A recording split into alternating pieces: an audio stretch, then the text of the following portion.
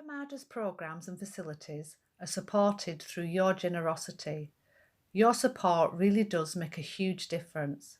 You'll find a link for contributions on the website at appamada.org/contribute. Thank you so much.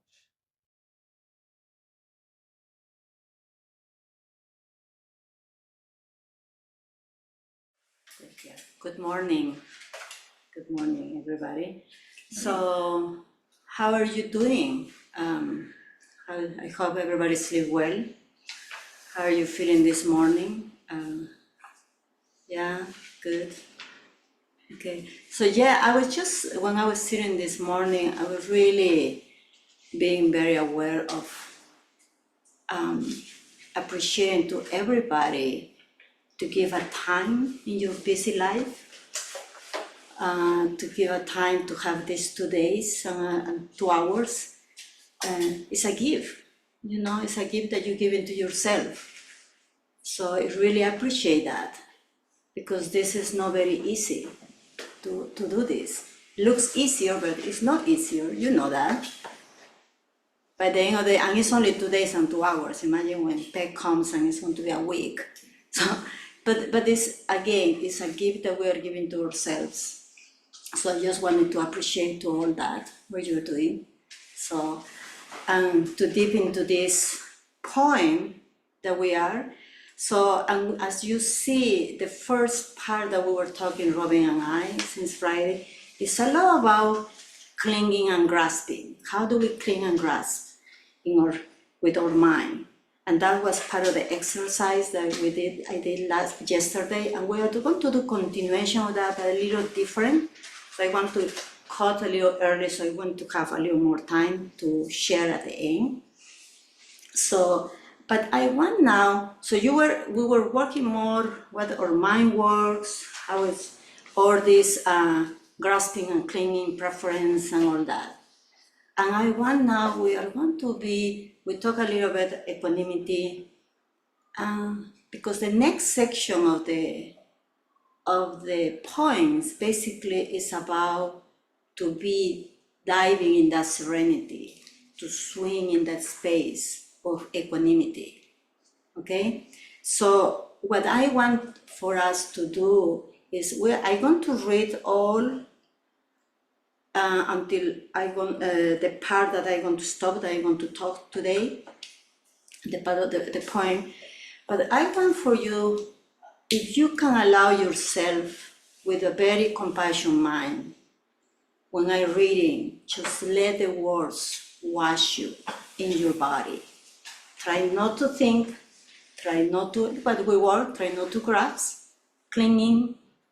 Oh, what does she say? My accent is going to be a little disturbing in your mind. So I want for you, and intentionally, I want to read it because of that too, because I can ask anybody to read it that doesn't have an accent. But I want to see that too. Like if you read it, my accent gets in your way. What do you do with that? Can you allow just to whatever resonates in your body, just watch that in your body, okay? And instead of, what did she say? Is this or that? See, when your mind does that, take a deep breath and just keep listening, the words coming to your body, okay?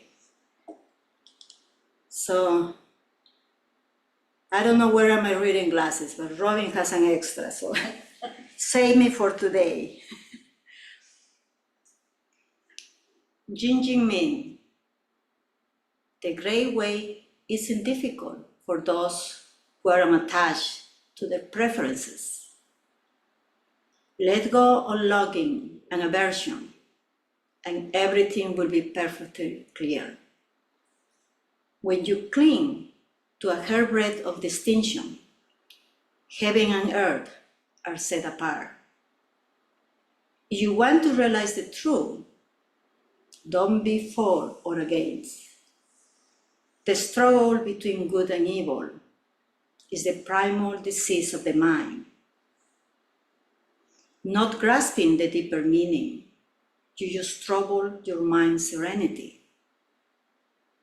As vast as infinite space, It is perfect and lacks nothing. But because you select and reject, you can perceive its true nature. Don't get tangled in the world. Don't lose yourself in emptiness. Be at peace in the oneness of things, and all errors will disappear by themselves. If you don't live the Tao, you fall into assertion or denial. Asserting that the world is real, you are blind to its deepest reality. Denying that the world is real, you are blind to the selflessness of all things. The more you think about these matters, the farther you are from the truth. Step aside from all thinking, and there is nowhere you can go. Return to the root, you find the meaning. Chasing appearance, you lose their source. At the moment of profound insight, you transcend both appearance and emptiness. Don't keep searching for the truth. Let go of your opinions. For the mind in harmony with the Tao, all selflessness disappears, with not even a trace of self-doubt. You can trust the universe completely. All at once you're free, with nothing left to hold on to. All is empty, brilliant, perfect in its own being.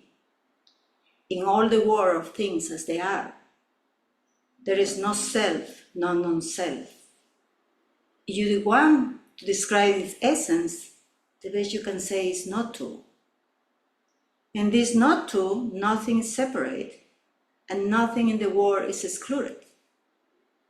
The enlightened of all times and places have entered into this truth. In it, there is no gain or loss. One instant is 10,000 years. There is no here, no there. Infinite is right before your eyes.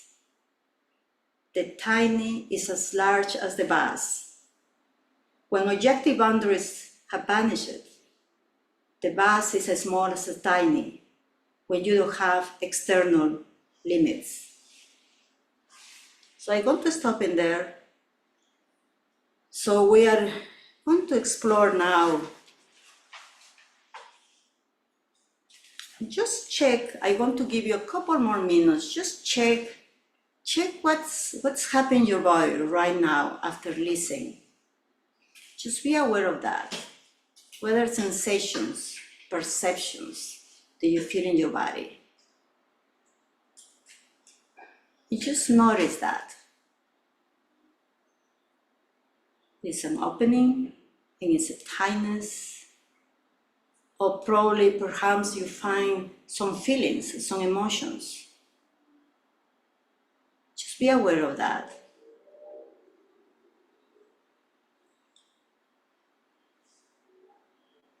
And the section that I'm going to work this morning is the part where we start in all the world of things as they are. Do you have your chant book with you? So we are going to talk about, because I don't want to read all this again, is in all the world of things as they are, when they're up, when you don't have external limits.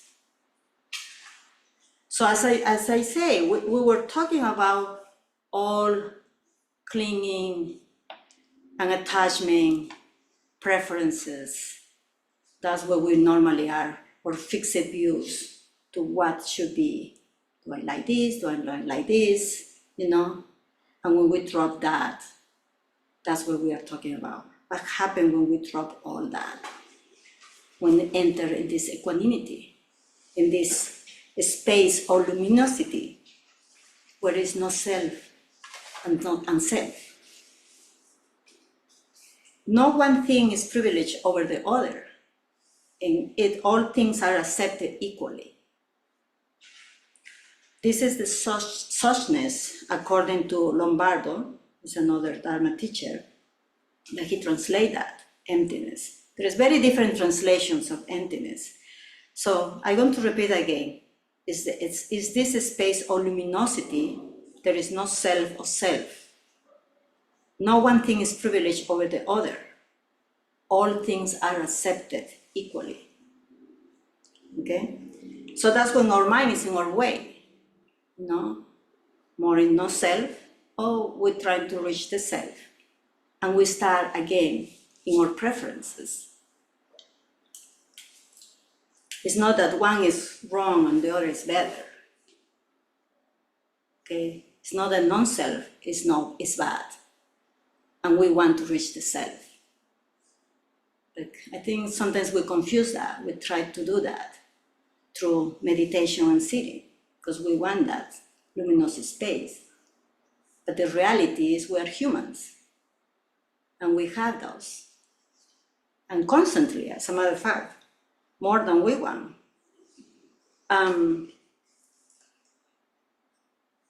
But the awareness and the sitting is helping us to really start seeing more and more that. So to allow things to exist equally in their suchness is to be in tune with the harmony of things in their thickness. So to allow things to exist equally in their suchness is to be in tune with the harmony of things in their thickness.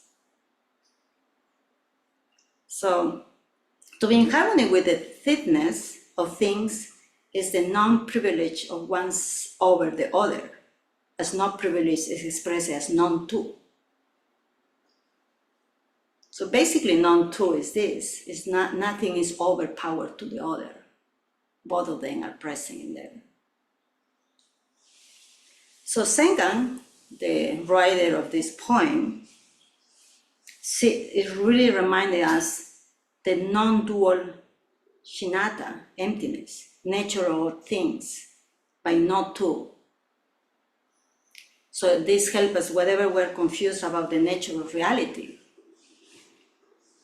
So we use in Hsin a phrase that is returning to the source.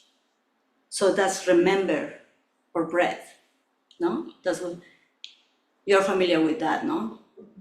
Okay, so we say returning to your breath. And that's really reminding us, so returning to the breath, but it's not like you're trying to reach something special. It's just returning to the breath. You're not looking for any special things happen. To be enlightened, no, to be, oh, you're in nirvana, you're samsara. No, you just keep coming back to your breath. And that coming back to your breath is that from that awareness, that's what is called this equanimity or tranquility.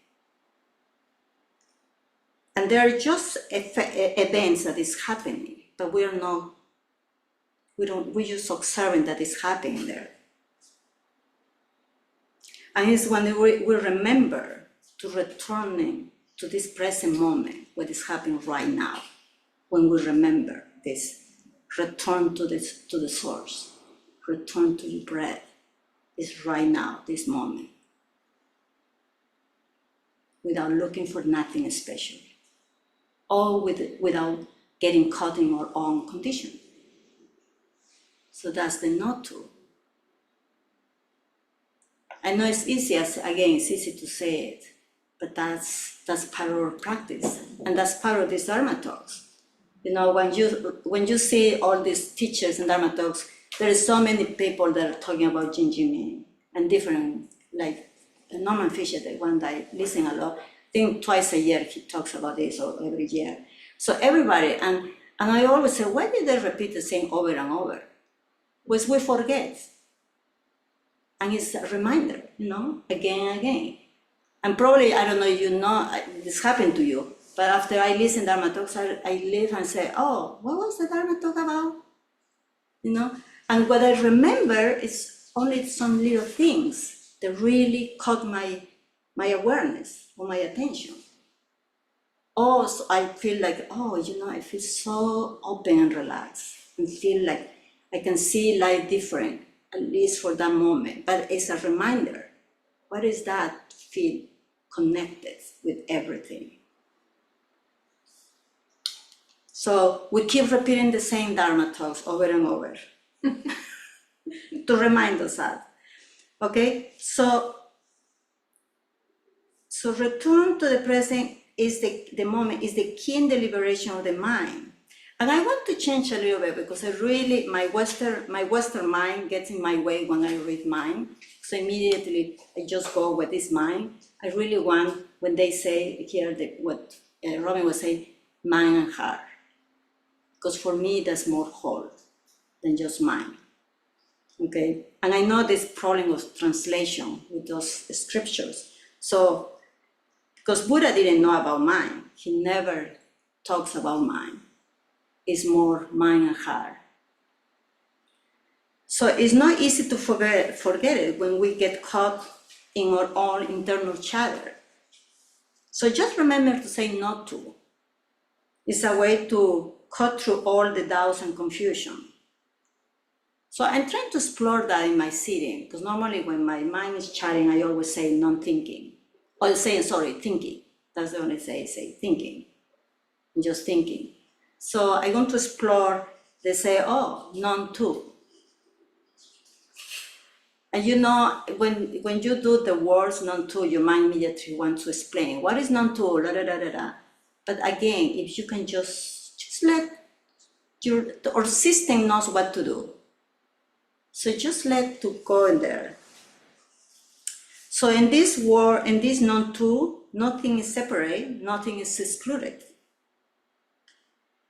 So when it's talking about in this part of the point, in this non-to, nothing is separate and nothing in the world is excluded. So it's basically, it's a little metaphysical, this part, because it's like holographic perspective.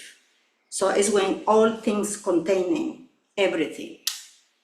You know, they say that you take a little particle and all the words in this little piece. And it's all this is everything in there.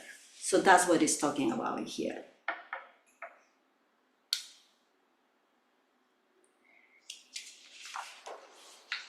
So where everything falls in this sunnata, all boundaries and definitions of each manifestation are less and absorbed with this one mind heart.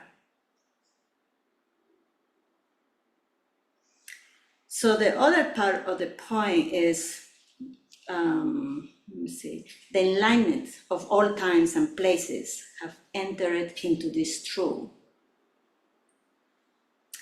For Soeng, enlightenment for him means entering the truth of non-duality.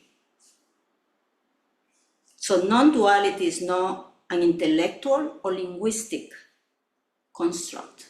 So that's very important. It's non-intellectual or linguistic construct.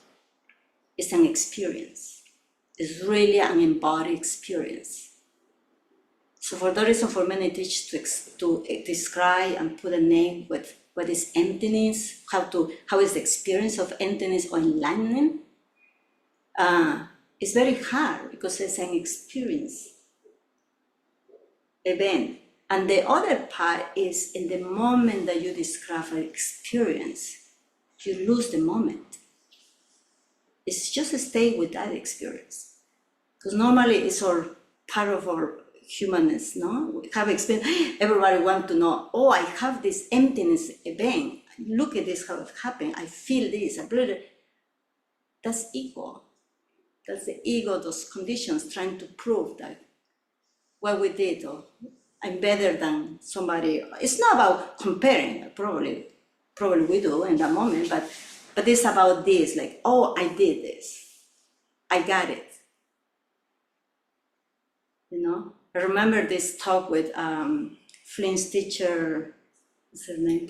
Blanche, when she, do you remember the story Flynn said many times, the story that she was practicing and she went to Suzuki Roshi and say, I got it, I know how it's satsang.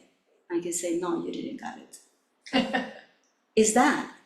In the moment that you think, you got it, And that happened, probably she got it, but at the moment that she just said that, oh, have a prize, I won the prize, is that, and that's what he's talking about here. So, and he doesn't describe so much about this, because again, it's just an experience. So the first time that I didn't know I have, because Flynn helped me, it was in one of these intensive, so I had the experience, and he's telling me, oh, so that's emptiness.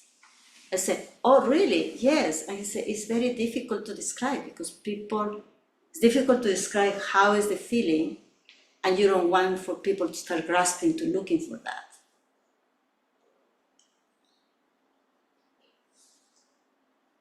So in the Mahayana Buddhist understanding, this is nirvana, cessation of duality. Okay, the enlightenment is the nirvana, cessation of duality. So the next one instant is 10,000 years. So here is about time. When time is no longer able to exist, is usual control in the unconditioned of our mind. The distinction between one moment and the 10,000 years is lost. So if all time is now, 10,000 years are contained in this now. And this now is contained in each moment of the next 10,000 years.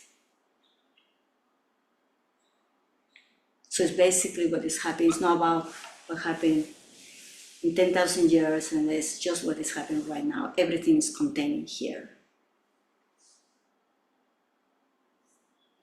A little esoteric.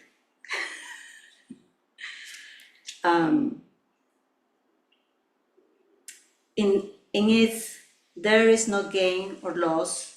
Okay, I'm sorry. There is no here, no there. Infinite is right before your eyes.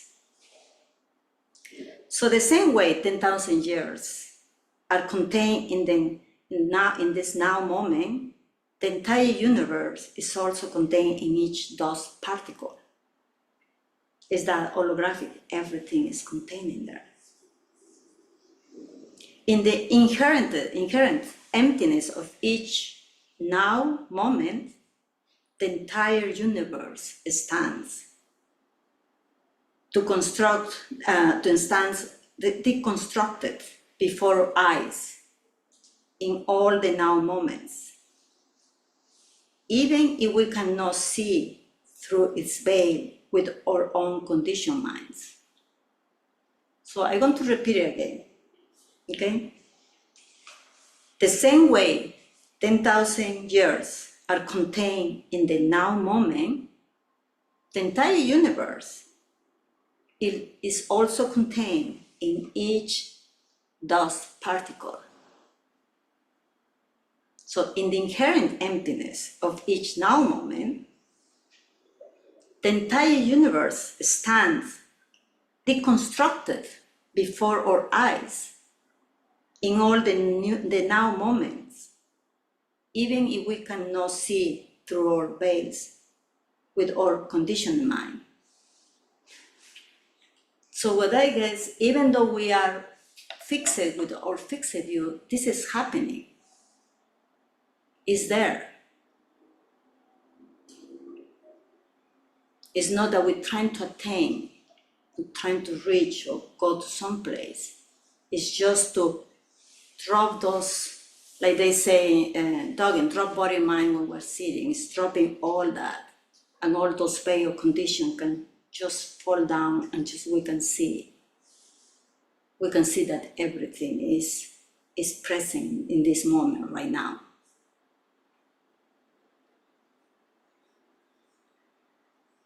So our preference, clinging and grasping are distraction to make impossible to imagine anything else. Is to see this, it's in our way. So let's stop living and start imagining the way with our lives are actually right now. So what it's saying is stop, and this is something that Norman Fisher was talking about. Let's stop living, imagine this way we think we're living, and actually live what is really happening. And when you do, all those problems disappear instantly. So it's the same. It's like, so there is one thing for me is moving lately, as my parents are aging, and start seeing I'm 57 years old, and just hit me suddenly for last 7 months, and it's working through me, like say, what do I want? How do I want to live my life? What I have left, whatever is left. What do I really want to live? How do I want to age? And really focus more in this time in my life. How do I want to live?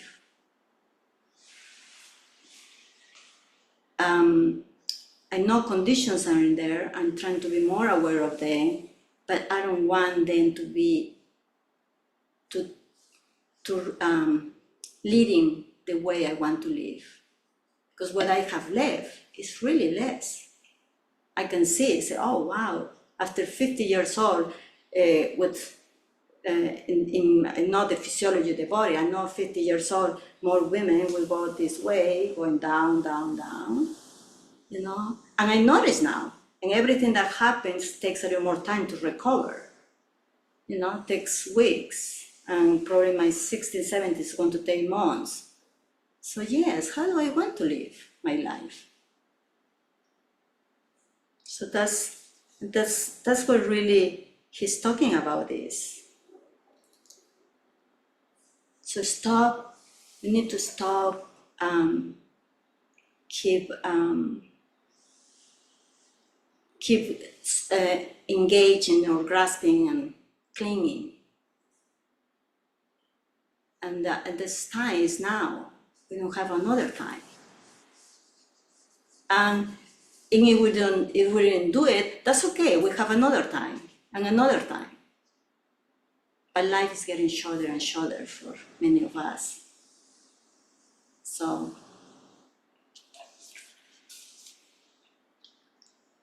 living beyond preferences is very easy living. Is very easy living life. As life, rather, insisting in every point myself is easy, for more pleasant and beautiful, because it's vast. So living beyond preferences is very easy living. Life as a life is very easy living, As life, rather insisting in every point myself, is easy, for more pleasant and beautiful, becomes vast.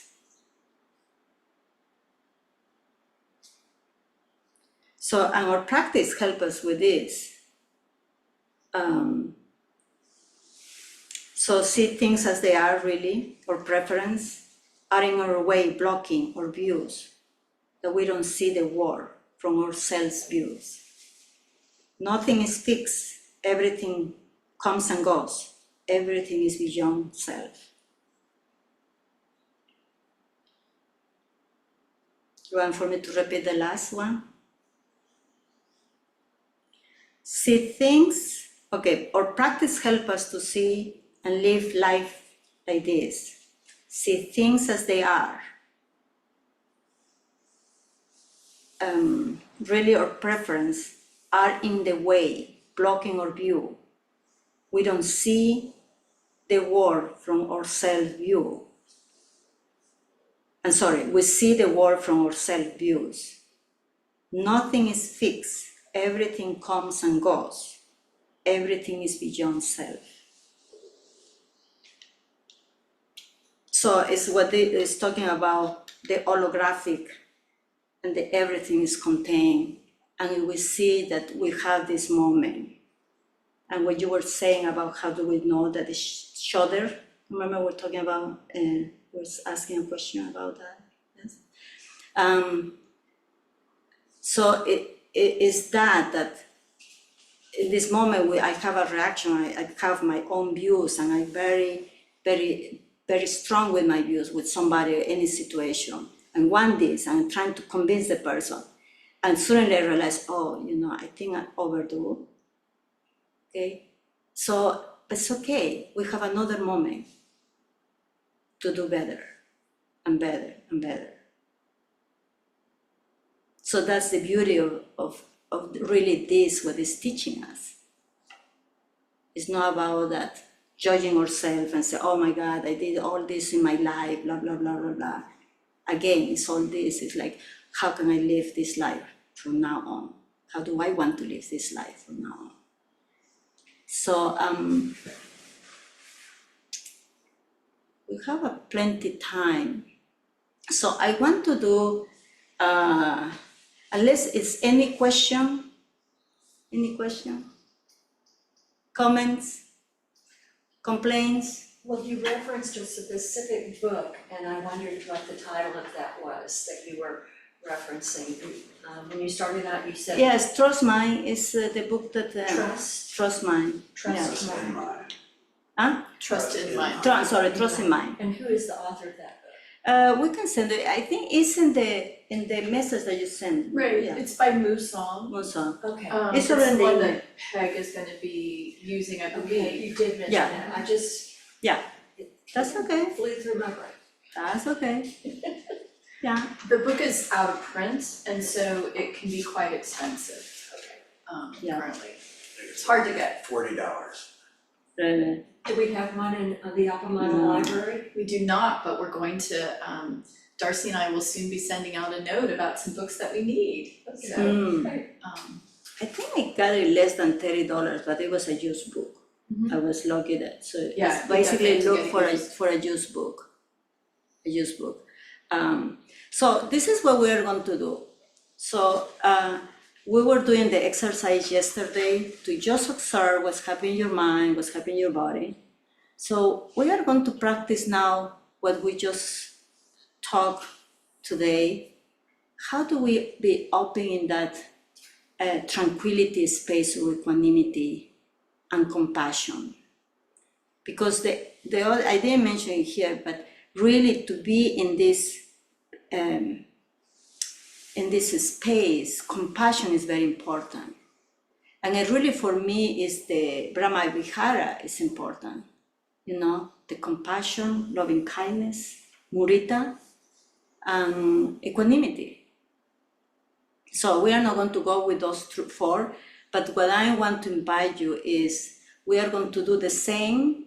If you want to explore a little deep in the same situation with this, or the same, whatever you choose yesterday exercise, the situation, the person, or with yourself, you can choose other, or you can use the same one that you did yesterday.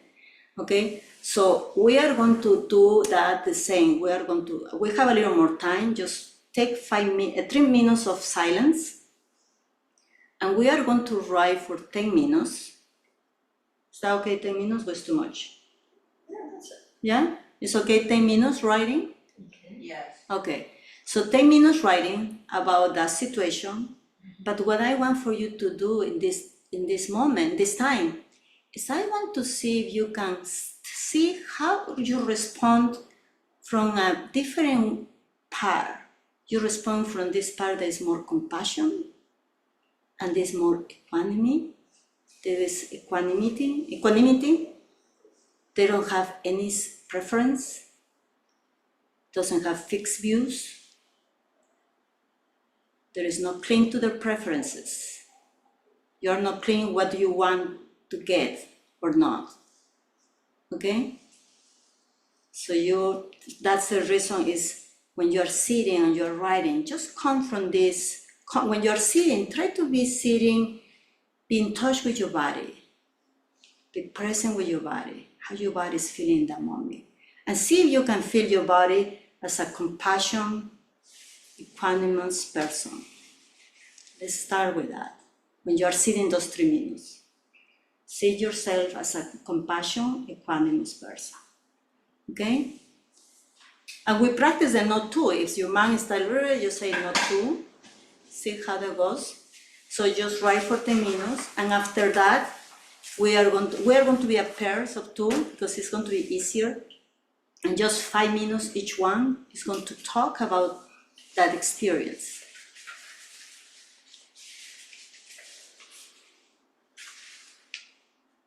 And I want to focus a little bit. I know our tendency is going to say what you want to do. It's okay to do that, but I want you can say, how do you feel to be a compassion? How do you notice? What do you notice in your body? To be as a compassion, equanimous is the word? Equanimity, space that you are. And after that, just you have 5 minutes to share.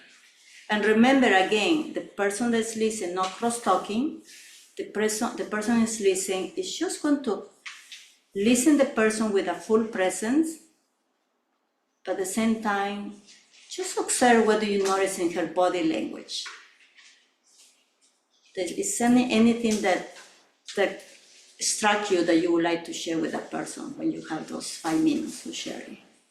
And we are going to come back, and I really want to have time when we come back to go, what was not about so much about the stories. I want to see if there is any shift from yesterday's experience to today's experience. That's what I'm really more interested. But one thing I really want, the cross-talking is not about fixing anybody. I don't want, now we're trying to be in heart, mind, compassion, and equanimity, not fixing, not trying to do anything. Yeah, when you're sharing, you just say, oh, hey, I noticed this. Oh, it was impacted. For me, it was impact me this, what you say. Okay? So it's taking responsibility. What is your own experience? Okay? And if you notice that you're trying to fix, I think it's worth it to share that. Say, hey, I just noticed that I'm trying to fix you. I really want for you to really honor that and say it. Oh, I want to fix you. And at the same time, if you want to be quiet and not say anything, that's allowed too. And you can say, I want to be in silence. And the other person just sit with that person supporting in that silence. Okay? So do you have, Nelly, the time?